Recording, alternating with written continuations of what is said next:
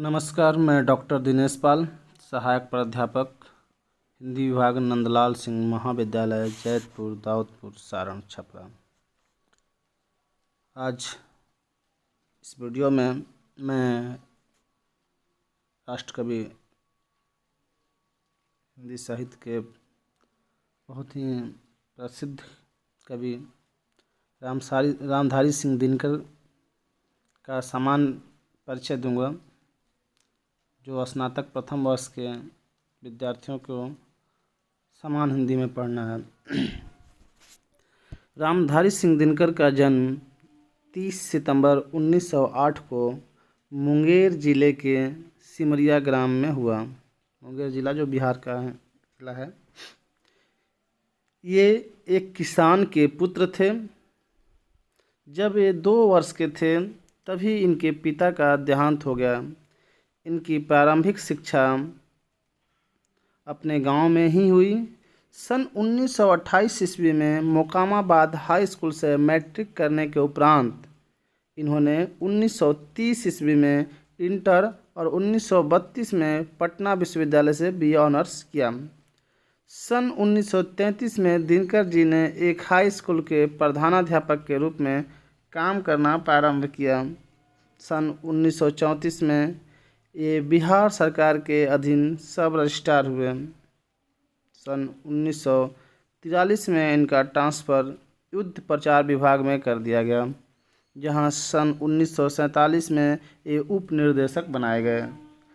सन 1950 ईस्वी में ये पोस्ट ग्रेजुएट कॉलेज मुजफ्फरपुर में हिंदी विभाग के अध्यक्ष नियुक्त हुए। प्रारंभ से ही दिनकर जी का जीवन अत्यंत संघर्षमय रहा। उनकी रचनाओं में भी इनके प्रति यानी समाज के प्रति हास्य पे जो समाज है उसके प्रति एक चेतना प्रमुखता से सामने आती है। दिनकर जी को राष्ट्रपति द्वारा राज्यसभा सांसद भी मनोनीत किया गया था। इनकी 2 प्रसिद्ध रचना संस्कृति के 4 अध्याय पर भारत सरकार द्वारा साहित्य अकादमी पुरस्कार से सम्मानित किया गया, जबकि उर्वशी नामक काव्यखंड पे इन्हें भारत सरकार द्वारा साहित्य का सबसे बड़ा सम्मान भारतीय ज्ञानपीठ से पुरस्कार भी दिया गया।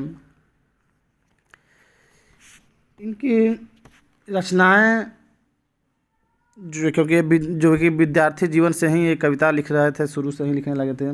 बहुत सारी काव्यखंड भी हैं। रेणुका, द्वंद्व गीत, हुंकार, धूप छां, सामधेनी, कुरुक्षेत्र, रश्मि रथी, नील कुसुम, सीप और शंख, कोयला और कवित्व, उर्वशी, परशुराम की प्रतिज्ञा, हारे को हरिनाम, बापू आदि इनकी प्रमुख काव्य कृतियाँ हैं।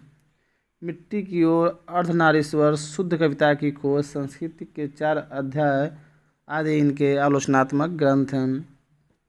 इनके प्रसिद्ध ग्रंथों में रश्मि रथी, हुंकार, उर्वशी, संस्कृति के 4 अध्याय आदि हैं।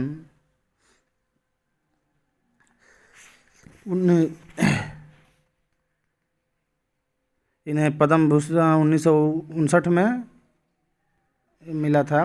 1956 में राष्ट्रभाषा आयोग के सदस्य भी नियुक्त किए गए थे।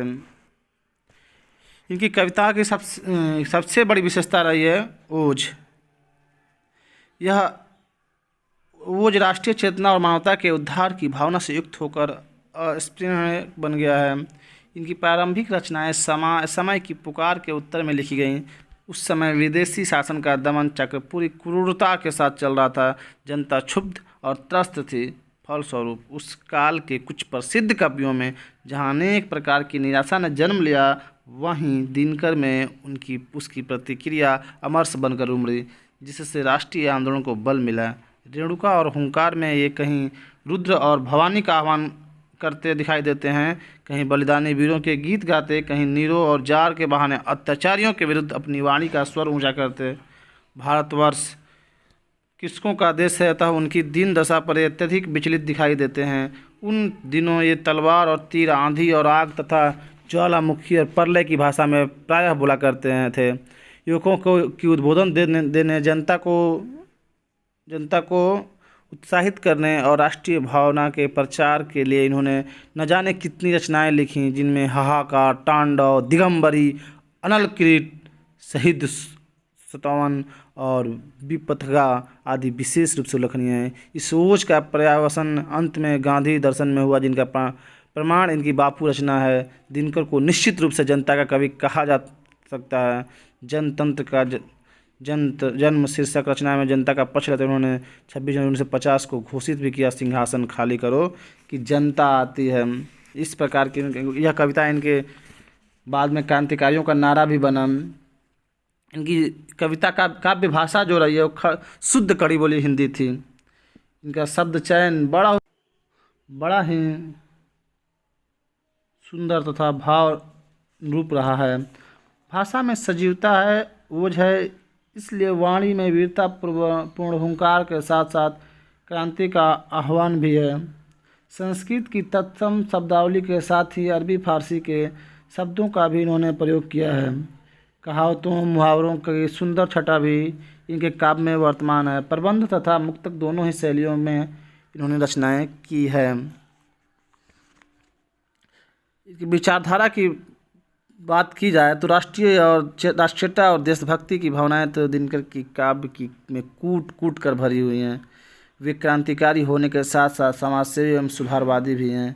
अतीत का गौरव, आर्थिक विषमता और शोषण के प्रति हुंकार तथा दलित पीड़ित मानवता के प्रति सहानुभूति इनके काव्य में प्रचुरता से पाई जाती है।